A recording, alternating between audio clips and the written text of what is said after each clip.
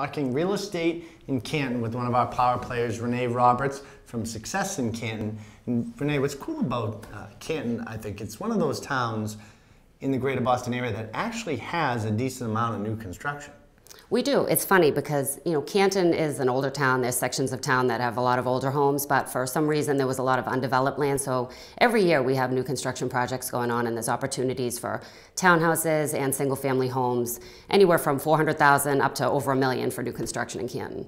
And what's amazing to me, watching you in the website and following traction, you're like the new construction queen of Canton, is that it keeps coming. And there is opportunity at a lot of different price points. There is, yeah. So we have, in the past year, I've done condominium complexes, like I said, that were from 1-bedroom up to 4-bedroom townhomes that were on, the lower end of the spectrum for new construction. The single-family houses, there's been one-offs, but then also full developments of, 10 to 30 houses. Again, every price point available. There's even some specific zoning in Canton that allows for smaller lot sizes and more new construction, so you can do single-family residences that have an HOA fee. It's sort of a cluster zone, so there's a lot of different choices. Very cool. If you're looking for new construction, check out Renee's website, successincanton.com. Let's talk about the buyer that wants to buy new construction. I think that's a lot of people's goal and want a brand new home. They just don't know what goes into that process. It is a little bit different than buying a pre-built home. Absolutely. So I think the biggest fear for people is that they're going to go over budget when they're buying a new construction. Just not understanding the process. I guess the best thing to do is to work with an agent that has done new construction before. Educate yourself about the process. You really want to get a set of plans. You want to get a set of specifications. You want to know what your allowances are. You want to be able to go out and do some research on that builder and make sure that what you're getting at the end is going to be what you want, and that you're not tacking extras on all the way through the process, and what was supposed to cost you $700,000 is now costing you $850 just to be where you want to be. So really doing your homework up front and working with an agent that knows new construction is really important. The buzz out there is that everybody says be prepared. Okay, well your contract price is X. Build in at least 10% over that. Does that make sense for a buyer to go in with that mindset? No, I think if they're working with someone who knows how to handle new construction, then they can kind of deal with all that in the onset and not have to even think about going over budget. So most of the new construction that I've sold in the past few years, and I work with a lot of builders locally in Canton, we educate the buyer, even if I'm not on the buy side, as far as, here's the list of suppliers, go out and look and make sure you're getting what you want. And me as a listing agent for new construction also, I meet with my builder ahead of time and say, hey, that allowance is a little light. We really need to get into this range, so we're giving buyers what they want and what their expectation is in that certain price point. So I really don't think you have to go over budget. I just think that's more a fear for people that are going into a project that they just feel like they're going to end up overspending. Sure.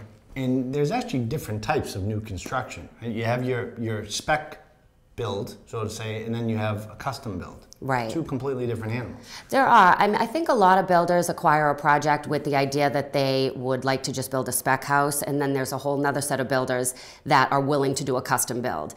A custom build is a lot more involved on the builder side. A spec home is something they're just picking everything. There isn't buyer meetings and doing selections, and you don't lose time.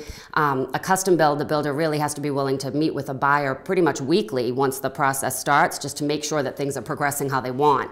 But either way, I think that builders do reach a point, even if they were willing to do a custom build, that they will just start to do a spec house just because they don't want to waste time. They're holding a project, they're paying a monthly payment on it, and they think if they just put something up that somebody eventually will come and buy it. Once they see it and can touch and feel it, maybe they have a better chance of getting a buyer if they haven't pre-sold it. But it really just depends on the builder. And like you said, a lot of times the builder is actually carrying the cost. There are different ways to go from the financing end. Sometimes the builder is financing the build. Other times it's a construction loan or cash on the buyer side. You have to figure that out up front. Right, right. And a lot of times too, there's builder to buyer kind of incentives of working with a particular lender and things like that. But absolutely, I would say the majority of new construction is some sort of builder developer has acquired the land, is paying a monthly payment on that, and the sooner they build a house and sell it, the better off they're going to be and with their bottom line. Sure. What about the Canton market right now? Where are you guys as we kind of round out 2017?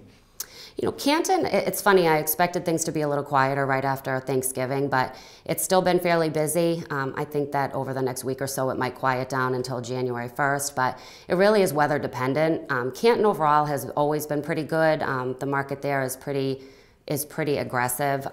In the last couple spring markets we had, it was really hard for buyers to get their offer accepted because there was a lot of multiple offer situations, and I see that happening again. I just think that if we don't get a lot of snow, like we did in the winter of 2015, and that spring market started, March, April timeframe, I think it'll be like the last 2 years where it starts in early January. Canton is such a great place to live, right? Location is one of the main drivers, but it really does offer a lot. It does. I mean, Canton, I've lived in Canton my whole life, and I've never left. So I have a lot of people that I sell houses to in town that I either went to high school with, or they're moving back to Canton because they're starting their family, and it's just a great place to be. We have all the amenities that you'd want in a town. I mean, obviously easy access to Boston and Providence, and the commuter rail is important, great school system. And I think if you compare Canton to some of the towns that surround it, it's really a lot more value for your dollar as far as your house goes. So we do have folks that, come from Milton and Westwood, maybe be priced out of those towns, but our town is just as good overall. And like I said, I mean, great amenities, really anything you want with a town center, and Cobb's Corner has great shops and little restaurants and things like that. So really anything you need is there. And a great community, like you said, you born and raised, still live there. And I have a bunch of friends, we always joke that they never leave Canton, which is a good thing. It's one of those towns that people like being there and they stick, so it's definitely a good thing. Absolutely. Heading off into 2018, where do you see the market going?